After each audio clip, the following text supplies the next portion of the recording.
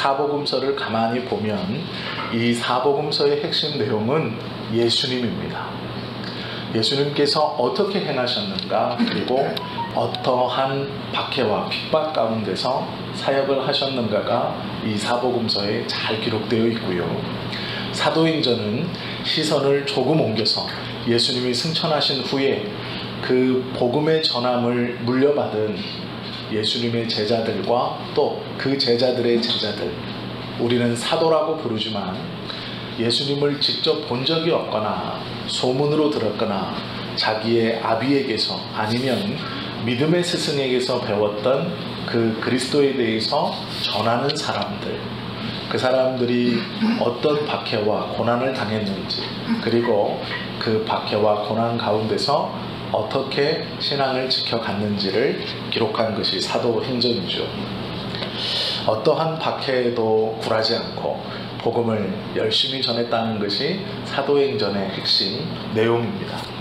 오늘 본문을 보시면 40절에 이렇게 기록되어 있습니다. 그들이 옳게 여겨 사도들을 불러들여 채찍질하며 예수의 이름으로 말하는 것을 금하고 놓으니 라고 말하죠. 복음 전하는 사람들을 불러서 정당한 재판 없이 매를 때리고 너희들이 전하는 그 예수의 이름으로 다시 어떠한 것도 전하지 말라 라고 협박을 한 후에 공회에서 보내주는 것입니다. 이스라엘의 장로들이 모여있고 그 공회원 중에는 가장 유력한 자였던 바울이 소속되어 있었던 그러한 공의회입니다. 물론 이 사도행전에서 바울은 이미 유대인들에게는 바울을 잡아 죽이겠다라고 하던 상황이었습니다. 바울이 과거에 못담았던 하나님의 말씀을 더 잘 가르치고 더 잘 지키게 하고 하나님의 말씀으로 이스라엘 백성들의 대소사를 결정했던 이 공의회에서 예수님에 대한 가르침을 금하게 하고 매를 때려 놓아 주었죠. 사도들이 이 매를 맞으면서, 그리고 그 매를 다 맞은 후에 노임을 당하면서 우리가 복음을 위해서 이 매 맞는 것에 합당한 자들이냐, 얼마나 감사하고 기쁘냐라고 돌아갔다는 그러한 이야기입니다. 헬라어 성경에 보면 채찍질하다라는 말이 조금 더 현실감 있게 표현되어 있습니다. 그 말이 가죽을 벗긴다 이런 말입니다. 채찍질하다는 말은 가죽을 벗긴다 라는 뜻입니다. 그 당시에 채찍은 소가죽으로 만들었습니다. 신명기 25장 1절에 보면 아무리 큰 잘못을 하여도 사람에게 채찍질을 할 때는 40대 이상을 때리지 못하게 하나님이 정해 놓으셨습니다. 그리고 그것이 유대인들의 전통이 되었습니다. 그래서 40대를 때리면 혹 40대까지 때리지 못한다라는 말씀을 어길까봐 하나를 빼고 확실하게 39대를 때렸습니다. 39대 소가죽으로 된 채찍을 맞으면 10대 맞기 전에 살가죽이 터져 피가 흐른다라고 합니다. 로마인들은 채찍 끝에 동물의 뼈 조각이나 쇳덩어리를 달아서 살을 움푹 패이게 하지만 유대인들이 쓰는 채찍은 그러한 것은 달려있지 않았습니다. 즉 그냥 소 가죽으로만 만들어진 채찍이죠. 그러면 끝에 쇳덩어리나 뼈 조각이 없으니까 맞을만 한 것인가? 절대로 그렇지 않습니다. 우리가 이 고대 문헌에 보면 보통 10대를 맞기 전에 다 피가 터지고 20대를 참고 맞는 이가 없이 정신을 놓았다라고 기록되어 있습니다. 그만큼 고통스럽고 아픈 것이 이 채찍질입니다. 고린도후서 11장 24절에 보면 바울은 자기 스스로를 40에 하나 감한 매를, 즉 39대의 매를 5번 맞았다라고 이야기합니다. 한 번 맞는 것도 두려운데 그 매를 5번을 맞았습니다. 왜 맞았냐면 예수의 이름으로 복음을 전한다라는 것이죠. 우리가 재판을 우리는 받아볼 일이 없지만 재판은 다 아시는 것처럼 1심, 2심이 있고 대법원에 가서 상고심이 있습니다.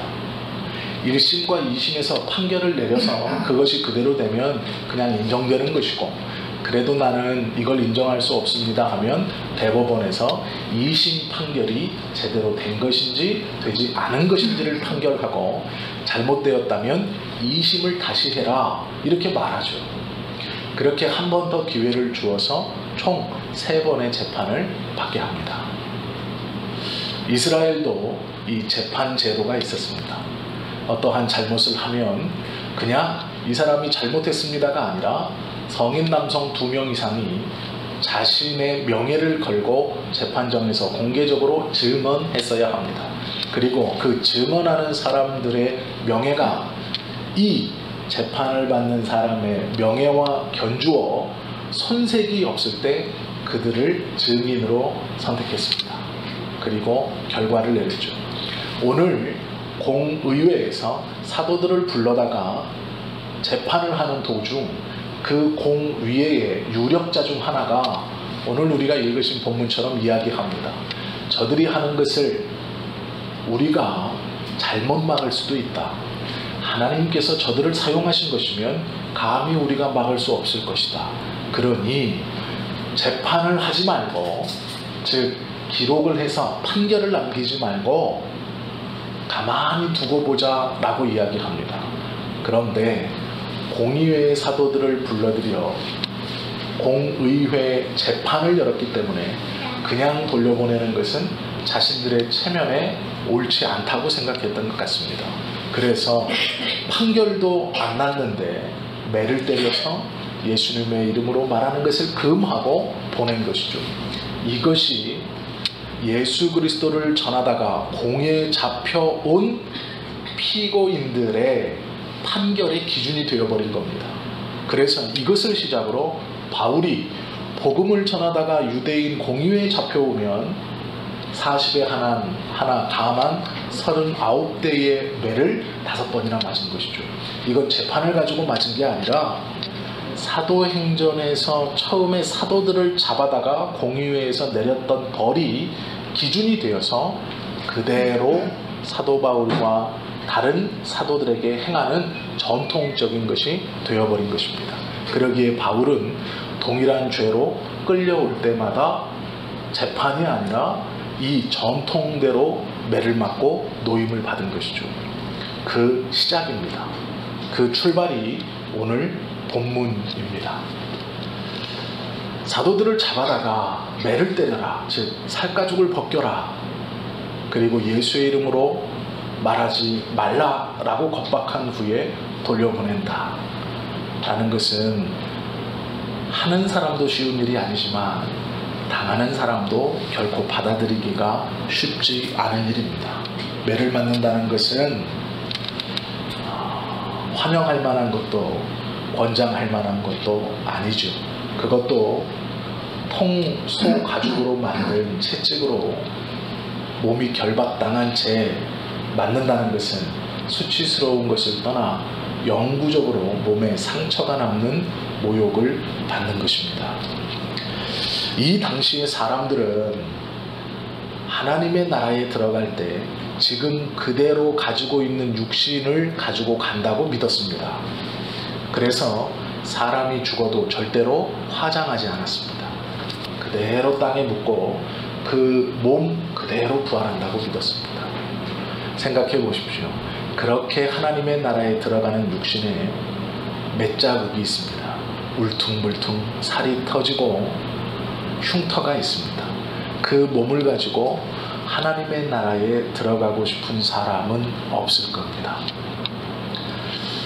매를 때린다는 것은 단순히 체벌을 하는 것이 아니고 그 하나님의 나라에 들어가는 육체에 흉을 내는 모욕적인 겁니다.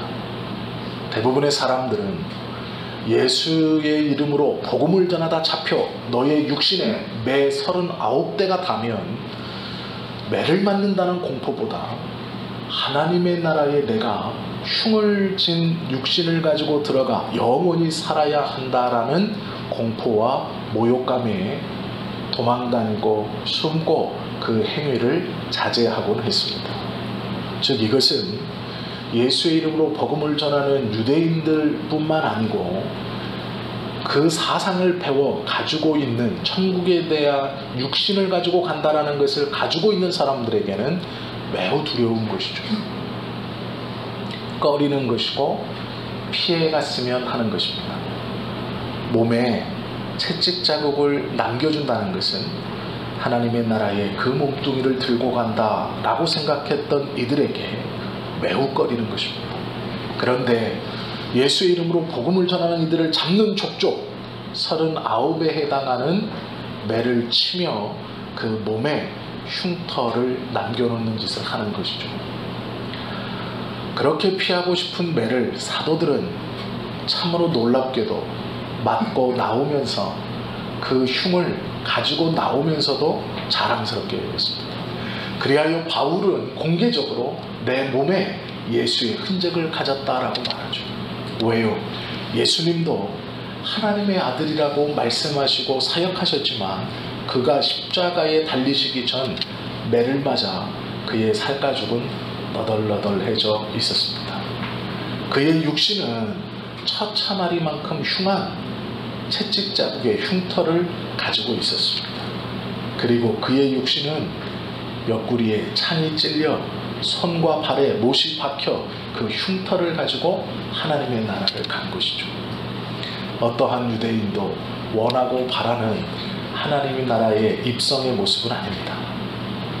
좋은 육신을 가지고 깨끗한 육신을 가지고 주님 앞에 나아가고 싶어 하지, 구멍이 뚫리고 흉해진 육신을 가지고 나아가고 싶어 하는 사람은 없습니다.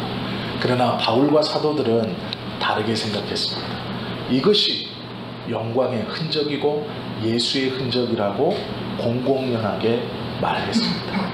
그리고 그 흔적이 생기는 것을 영광으로 알았고, 복음으로 인하여 육신에 생기는 이 흔적이 하나님 앞에 분명 면류관이 될 것이다 확신했습니다.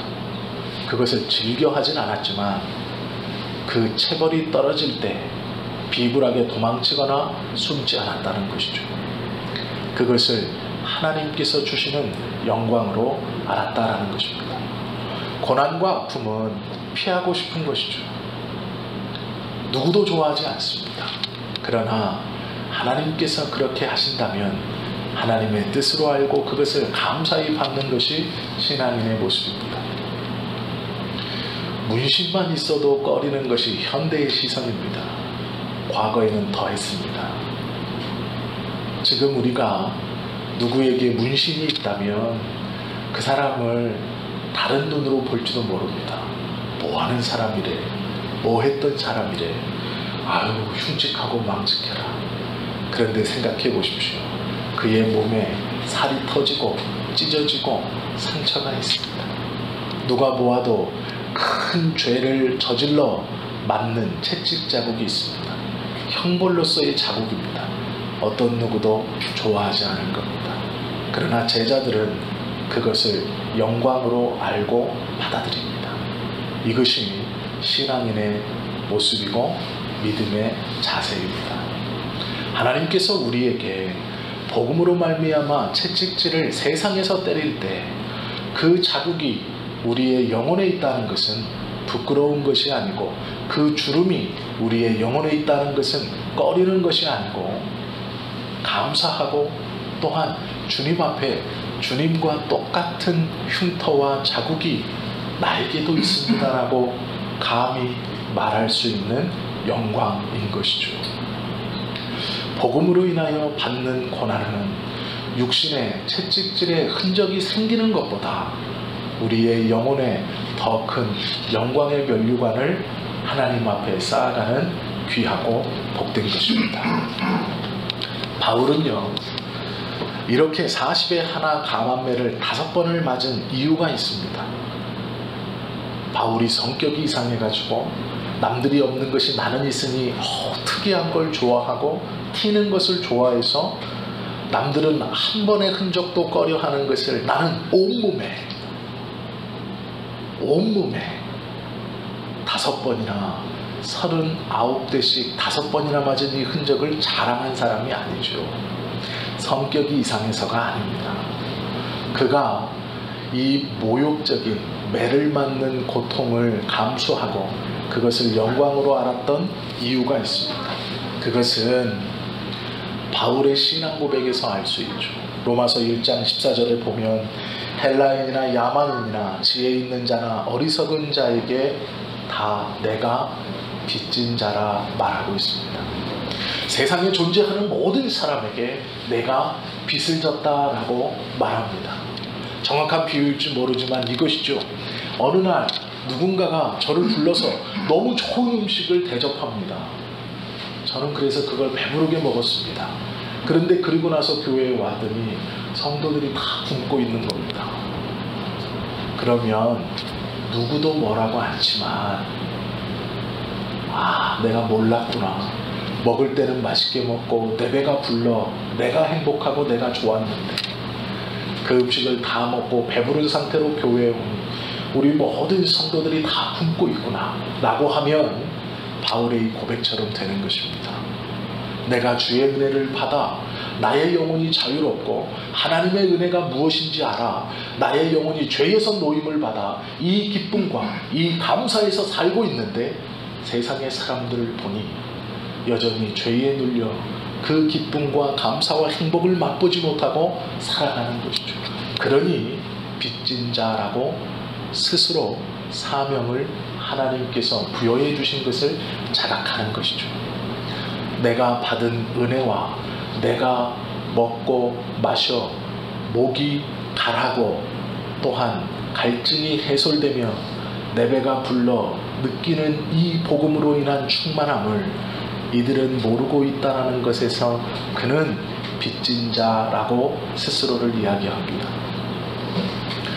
우리는 경제적인 빚을 질 수 있고 도덕적인 빚을 질 수도 있습니다. 그러나 우리 믿는 사람들은 영혼의 빚이 가장 큰 것입니다. 좋은 것은 함께 할 때 더 좋은 겁니다. 우리 예수님께서 그것만 너는 그것을 꽁꽁 싸매어 너만 갖고 있는 것이 아니라 모든 사람에게 전하라 라고 해서 우리를 빛이라고 한 것이죠. 가만히 있어도 밝게 빛나는 것이죠. 그래서 우리에게 빛으로 살아라 말씀하고 그 사명을 주신 것입니다. 빚은 갚아야 하는 것이죠. 경제적인 빚도 그렇고 도덕적인 빚도 그렇습니다. 영적인 빚도 마찬가지입니다. 로마서 13장 8절의 바울은 피차 사랑의 빚 외에는 어떤 누구에게 어떠한 빚도 지지 마라 권면하고 있죠. 왜 그러냐면 갚아야 하기 때문이죠. 바울은 이 채무를 느끼고 복음의 빛을 전합니다. 그런데 바울의 고백을 가만히 들어보면 바울이 스스로 내가 빚을 졌구나. 이 은혜를 나만 알고 있으면 안 되고 이 은혜를 모르는 사람들에게 열심히 전해야 되겠구나 한 게 아닙니다. 바울 스스로 그렇게 느낀 것이 아니죠. 이유가 두 가지입니다. 첫째는 구원의 능력이 복음이기 때문입니다. 로마서 1장 16절에 보면 내가 복음을 부끄러워하지 아니하노니 이 복음은 모든 믿는 자에게 구원을 주시는 하나님의 능력이 됨이라 말하고 있습니다. 복음을 부끄러워하지 않습니다. 매를 때리고 예수의 이름으로 복음 전하기를 금하여 놓아주면 또 복음을 전하는 이유는 이 복음만이 사람을 살리는 하나님의 구원이기 때문에 그렇다라는 것이죠. 육신의 몸이 아프면 병원에 갑니다. 병원에 가면 의사 선생님들이 몸을 진단하고 알맞은 약을 처방하거나 수술을 해줍니다. 그러면 몸이 회복되고 낫죠. 우리는 완치되었다라고 말합니다. 그런데 세상은요, 수많은 병원과 수많은 의사들이 수많은 환자들을 고치고 있음에도 죽어갑니다. 죽음을 이길 수 없어 완치가 되었다고, 완치라는 말은 다 나았다는 겁니다. 그런데 그렇게 고치고 있음에도 세상에서 죽음은 물러가지 않습니다. 여전히 그 공포는 모든 이들을 잠식해가고 두려워하게 만들죠. 너무나 많은 의사 선생님들이 육신의 질병을 고치고 있지만 그것으로 세상은 더욱 좋아지고 있는 것 같진 않습니다. 사람을 진정으로 살리는 것은 하나님의 말씀인 복음이죠. 바울은 그것을 알았던 겁니다. 복음만이 사람을 온전히 살릴 수 있다라는 것이죠. 영혼뿐만 아니라 영과 육을 온전히 살리는 것이 하나님의 말씀뿐이라는 것을 알았다라는 것이죠. 바울의 이야기를 요약하면 이렇습니다. 예수 그리스도의 복음은 인간의 영혼을 살리고 구원하는 능력이다. 나는 그래서 복음을 전한다라고 말하는 것이죠. 지난주에 함께 말씀을 나누었던 존 웨슬리가 87세가 되었을 때 영국의 수상인 윌리엄 글래드스턴이라는 영국의 수상을 3번이나 지냈던 신앙인이 있습니다. 그 신앙인에게 나이가 많은 87세의 웨슬리가 편지를 씁니다. 그런데 그 편지에 문답이 오가는 몇 번의 서신이 오며 가며 이렇게 오갈 때 이 총리가 웨슬리에게 이렇게 얘기합니다. 인간의 마음속 깊은 곳에 있는 슬픔을 해결할 수 있는 방법은 무엇입니까? 라고 묻습니다. 그때 웨슬리가 편지에 인간의 슬픔을 해결할 수 있는 것은 오직 복음밖에 없습니다. 오직 복음이 그렇게 할 것입니다. 그리고 웨슬리가 몇 줄을 더 씁니다. 그 내용이 뭐냐면 총리가 느끼시기에 죽어가는 이 영국을 살리기 위해서 나에게 예수가 아니면 두려울 것이 없고 죄가 아니면 두려울 것이 없는 신앙인 10명만 허락해 주십시오. 그렇다면 죽어가는 영국을 살려내겠습니다. 나는 확신합니다. 라고 편지를 보냅니다. 한 나라의 총리가 자신의 나라를 가만히 보니 죽어가는 것 같습니다. 사람들은 신앙을 떠나고 하나님을 떠나고 교회는 텅텅 비고, 그런데 웨슬리가 죄가 아니고는 두려울 것이 없고 하나님이 아니고는 두려울 것이 없는 젊은이 10명만 나에게 허락해 주시면 총리가 보기에 죽어가는 이 영국을 다시 살려낼 것입니다 라고 확신하며 편지를 보냅니다. 복음은 그런 것이죠. 우리가 우리 스스로 체험하고 우리 스스로 그 지평 너머에 있는 복음의 놀라운 능력을 보지 못했다고 하여서 그 복음의 능력이 축소되거나 약한 것이 아닙니다. 우리의 시야 밖에 있다고 해서 그 복음의 능력을 과소평가해서는 안 됩니다. 10명의 젊은이가 온전히 있어 영국을 변화시킬 수 있었다면 지금 이곳에 모인 우리가 온전히 복음 안에 붙들려 산다면 변화시키지 못할 것이 없다라는 것이죠. 복음은 전하지 않으면 화가 미칠 것이라 바울이 이야기합니다. 그 화가 무엇일까요? 좋은 것을 혼자 갖고 있는 욕심을 부리지 말라라는 하나님의 뜻이죠. 고린도전서 9장 16절에 보면 내가 복음을 전할지라도 자랑할 것이 없음은 내가 부득불할 일임이라. 만일 복음을 전하지 아니하면 내게 화가 있을 것이미로다 라고 이야기합니다. 화를 당한다. 그 화를 주시는 분이 누굴까요? 하나님이십니다. 자기에게 복음을 주신 분도 하나님이십니다. 즉 우리에게 구원을 허락해 주신 분도 하나님이고 그 은혜를 주신 분도 하나님입니다. 그런데 놀랍게도 이 은혜의 선물을 우리에게 주시고 그것을 가지고만 있으면 너는 화를 당한다라고 말하고 있다는 것이죠. 전하지 않으면, 나누지 않으면 그것은 너에게 득이 아니라 독이 될 것이다 라고 말씀합니다. 이것이 하나님의 말씀이고 바울의 깨달음입니다.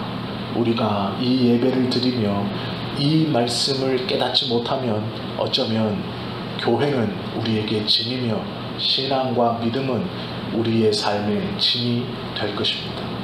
내가 믿음이 있어서 누리지 못하는 많은 것들이 있을 것이고 내가 신앙 때문에 하지 못하는 많은 것들이 있을 것입니다. 그것이 우리의 삶에 분명 짐이 될 것입니다. 나누지 않으면 화가 될 것이다라는 이 말씀을 우리가 깨닫지 못한다면 복음으로 인하여 행복해야 할 우리의 삶이 복음으로 인하여 꺼림이 너무나 많은 잘못된 삶으로 나아갈지 모른다라는 것이죠. 바울이 이 복음을 전한 것은요, 하나님께서 맡겨주신 사명 때문이기도 하고 그 사명으로 인하여 채무의 빚을 느끼기 때문이 두 번째이며 또 전하지 않으면 화가 있을 것이라는 믿음의 깨달음 때문이기도 합니다. 그러나 바울이 복음을 전한 가장 중요한 이유는 따로 있습니다. 그것은 그리스도의 사랑이 강권하시기 때문입니다. 강제로 행동하게 하신다라는 것이죠. 고린도후서 5장 14절에 보면 그리스도의 사랑이 우리를 강권하시도다 말씀합니다. 이 복음을 전해서 이 복음을 받아서 내가 너무나 좋은데 하나님께서 그냥 그곳에 머물게 두지 아니하시고 강권하시는 거예요. 그 사랑이 우리의 영혼을 움직이게 해 기도하게 하시고 그 사랑이 우리의 입술을 떼어 복음을 증거케 하시고 신앙과 믿음의 잘못된 자에게 바른 말씀으로 권면하고 그를 위해서 기도하게 하시는 것은 강권하시는 사랑 때문입니다. 믿음이 부족한 아내를 위해서 기도하는 남편이 단순히 교회에서 체면 때문에 기도한 것이 아닐 것입니다. 내가 받은 이 사랑을 상대방도 알기를 원하는 마음, 그것이 강권하시는 그리스도의 사랑입니다. 우리는 부정하고 싶어도 이미 그 사랑을 받았기 때문에 부정할 수 없죠. 예수님께서 나를 만져주심과 치유해 주심이 무엇인지를 알고 있습니다. 숨이 막혀 죽을 것 같은 그 답답한 상황에서 기도하고 말씀을 들으며 신락 같은 들숨과 날숨을 쉬고 있는 그 상황에서도 우리를 놓지 않고 붙들어 주시는 은혜가 무엇인지 우리는 알고 있죠. 그 사랑을 받은 우리는 이미 그 사랑의 강권으로 다른 누군가를 위해서 기도하고 있어야 하는 것이 정상입니다. 그를 품고 그를 위해서 그의 영혼을 위해서 기도함이 바른 것이고 자연스러운 것이죠. 우리가 다른 영혼을 품고 그의 영혼을 위해 기도함이 없다면 내 안에 그리스도의 사랑의 강권이 말랐다는 얘기입니다. 그 얘기는 그리스도의 사랑이 더 이상 나에게 공급되어지지 않는다라는 뜻이기도 합니다. 신앙생활이 건조할 것이고 기도의 응답은 없다고 생각할 것이고 하나님은 나에게서 이미 고개를 돌리셨다고 느끼실 것입니다. 영적인 갈급함과 영적인 목마름이 그의 영혼에 있을 것입니다. 그것을 뒤집는 것은 내 안에 다른 영혼을 품고 그 영혼을 위해서 하나님 앞에 기도함입니다. 올바른 신앙을 가질 수 있도록 구원의 복음이 그의 영혼을 다시 한번 흔들 수 있도록 그 영혼을 위해 기도할 때 예수님의 사랑이 우리에게 다시 공급될 겁니다. 우리의 갈증은 분명 해결될 것입니다. 복음을 전하는 이유는 그리스도의 사랑의 강권이며 또 하나는 그 복음 전하는 문을 주님이 열어주시기 때문에 그렇습니다. 고린도후서 2장 12절에 보시면 내가 그리스도의 복음을 위하여 드로아의 이름에 주 안에서 문이 내게 열렸다 바울이 말씀합니다. 매를 맞는 수고를 그 모욕을 그것을 감안하면서 복음을 계속 전하는 것은 그리스도의 사랑이 바울을 등 떠밀고 있었기도 하지만 또 하나는 그 복음의 문을 예수님께서 계속해서 열어놓으셨기 때문입니다. 그리하여 그 문을 들어가지 않고는 어쩌할 방법이 없는 것이죠. 우리가 복음을 전하고 복음을 알아야 하고 그리스도의 사랑을 위해서 다른 일을 위해 기도해야 하는 것은 이미 예수님께서 그 모든 문을 열어놓으셨기에 가능한 것입니다. 우리의 힘으로 어떤 누구도 먼저 사랑하고 품을 수 없습니다. 그리스도가 문을 열어놓으셨기에 그를 품을 수 있고 그를 위해 기도할 수 있고 우리의 신앙이 복음이 무엇인가를 알고 그것을 전할 수 있는 것이죠. 나의 인간적 열심으로 영혼은 변하지 않습니다. 예수님께서 하나님께서 이미 그 문을 열어놓으셨기에 복음을 전해야 하는 것이죠. 문이 열려 있음에도 그 문에 들어가지 않는다는 것, 즉 복음을 전하지 않는 신앙인은 직무유기를 하는 것이죠. 일하지 않으며 하나님 앞에 일한 대가를 달라고 하는 것은 어리석은 기도일 것입니다. 하나님께서 우리에게 맡겨주신 사명을 감당하지 않고 복만 달라고 하는 것은 응답받지 못하는 기도일 것입니다. 성경에서 우리에게 가르쳐 주시는 영적 원리는 매우 간단합니다. 그리고 분명합니다. 출발부터 마지막까지 우리 하나님께서 한 길 앞서 한 걸음 앞서 모든 길을 예비하시고 문을 열어놓으셨습니다. 그리고 친히 예수님께서 어떻게 그 문을 들어가고 걸어가야 하는 것인가를 모범을 보이셨습니다. 우리는 그 발자취를 쫓아 또한 믿음의 선진들의 그 발자취를 쫓아 한 걸음 한 걸음 동일한 걸음을 옮기면 되는 것이죠. 그렇게 보여주고 열어놓고 미리 걸어가셨음에도 불구하고 그 길을 가지 않고 서 있는다면 그것은 온전한 그리스도인이 아닙니다. 하나님의 뜻을 두 눈을 감고 두 귀를 막고 보이지 않고 들리지 않는다 제자리에 주저앉아 고개를 숙이고 있는 어린아이와 같은 모습입니다.